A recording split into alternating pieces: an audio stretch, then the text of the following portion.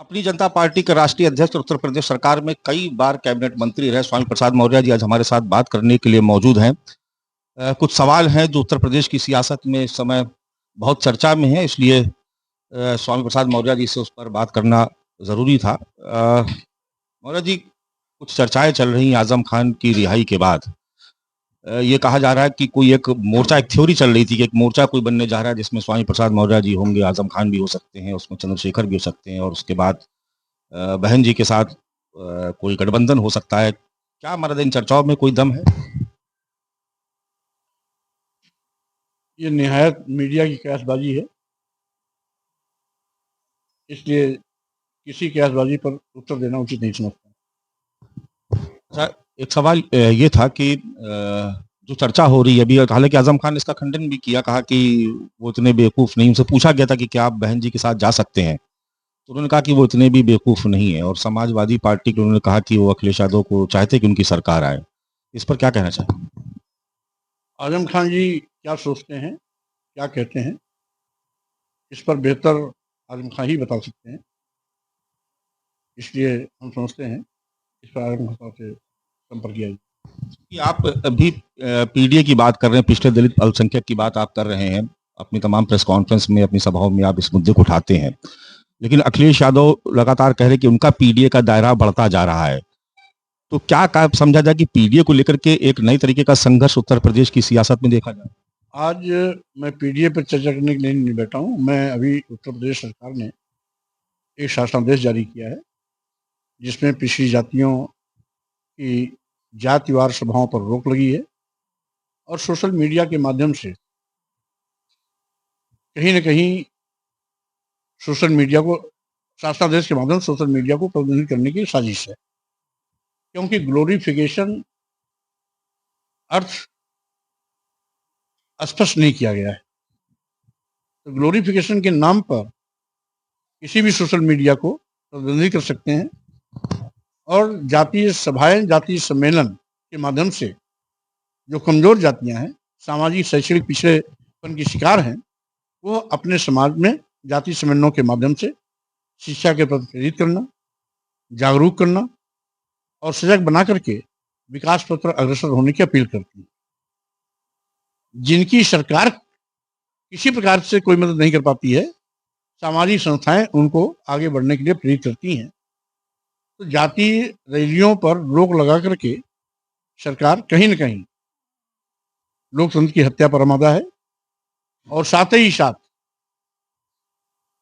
मेरी माननीय मुख्यमंत्री से अपील है कि मैं भी चाहता हूं कि जातियां खत्म हों, लेकिन जब तक मनुस्मृति रहेगी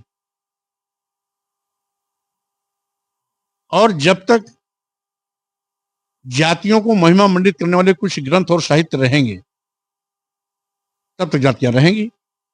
और जातियां रहेंगी तो स्वाभाविक रूप से जातीय समस्याएं जातीय सम्मेलनों के माध्यम से, जातीय सभाओं के माध्यम से ही रखी जाएंगी। लेकिन उस पर प्रतिबंध लगा करके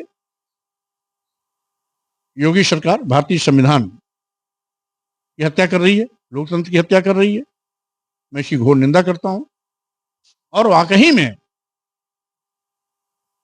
अगर माननीय मुख्यमंत्री जी जात खत्म करना चाहते हैं तो वर्ण और जात जहां से पैदा हुआ, सबसे पहले उस संस्कृति को प्रतिबंधित करें।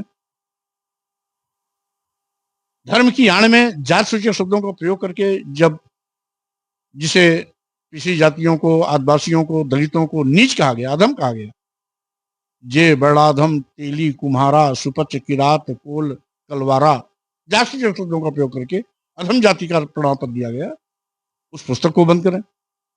यानी जो जिन धार्मिक ग्रंथों ने या जिन साहित्यों से वर्ण और जातियां पैदा हुई हैं, जब तक वो पूर्ण रूप से प्रतिबंधित नहीं होंगी, तब तक जाति शासनादेश ला करके जाति सम्मेलनों को प्रतिबंधित करना कदाचित उचित नहीं है। ये पॉसिबल है क्योंकि जितनी भी पॉलिटिकल पार्टी है जाति के आधार पर अपने संगठन का विस्तार करती है, जाति के आधार पर टिकट का बंटवारा होता है, और पीडीए भी तो एक तरीके से। नहीं, बात इसकी नहीं है। बात यह है कि जो सामाजिक सम्मेलन, तमाम ऐसे जातियां होती हैं जो किसी राजनीतिक पार्टी में सक्रिय नहीं रहती, वो केवल सामाजिक मंचों पर सक्रिय होती है। सामाजिक मंचों से केवल अपने समाज को शिक्षा के प्रति सावधान करती हैं, ढोंग ढकोसला पाखंड से दूर रहने की अपील करती हैं, आर्थिक रूप से हम मजबूत कैसे हों इस पर विचार चलते हैं, और साथ ही साथ विकास पथ पर वो अन्य लोगों के साथ खड़े कैसे हों इस पर उनमें आपसी डिबेट चलते हैं। तो स्वाभाविक रूप से इस प्रकार से जातीय सम्मेलनों को रोक करके वो लोकतंत्र की हत्या कर रहे हैं, संवैधानिक मूल्यों की हत्या कर रहे हैं, कमजोर जातियों को मुख्य धारा में आने से रोकने की साजिश चल रही है। और इसीलिए यदि वाकई में हम तो चाहते हैं कि जाति व्यवस्था, ये वर्ण जाति और छुआछूत, ऊंच नीच, भेदभाव, ये समाज के लिए कैंसर है, ये खत्म होना चाहिए। लेकिन केवल हवाई आदेश से खत्म नहीं होगा। ये जातियां पैदा कहां से हुई हैं, ऐसे ग्रंथों को खत्म करना होगा, उन पर पूर्ण प्रतिबंध लगाना होगा, ऐसे साहित्य को प्रतिबंधित करना होगा जो जात के नाम पर या धर्म के नाम पर जातियों को शोषण करती हैं, अधम कहती हैं, अपमानित करने की बात करती हैं और एक जाति विशेष को महिमा मंडित करती हैं। तो जब तक ऐसे साहित्य रहेंगे तो स्वाभाविक रूप से जातीय सम्मेलन होते रहेंगे। स्वाभाविक रूप से समय रहते माननीय मुख्यमंत्री जी इस पर विचार करके वापस नहीं लेते तो न्यायपालिका का दरवाजा खटखटाएंगे।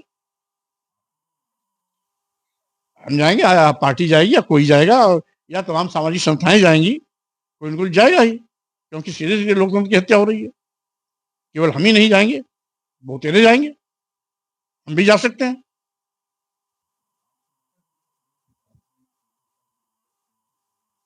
नहीं, तीसरा फ्रंट की जरूरत नहीं महसूस होती तो तीसरा फ्रंट बनता कैसे? लोक मोर्चा तीसरा फ्रंट इसीलिए बन गया है क्योंकि कहीं न कहीं इसकी आवश्यकता समझी गई। तो स्वामी प्रसाद मौर्य जी, जो उत्तर प्रदेश में जिस तरीके से जातिगत आधार पर रैलियों और सामाजिक जो कार्यक्रम होते हैं उस पर रोक लगाने की जिस तरीके से एक आदेश जारी किया, उसके खिलाफ स्वामी प्रसाद मौर्य ने आज बहुत मुखर होकर के अपनी बात रखी और आने वाले वक्त में उनका ऐसा मानना है कि इसके खिलाफ अदालत भी अगर जाना पड़ेगा तो उसमें भी कोई गुरेज नहीं होगा। मानव श्रीवास्तव, लखनऊ, न्यूज़ 24।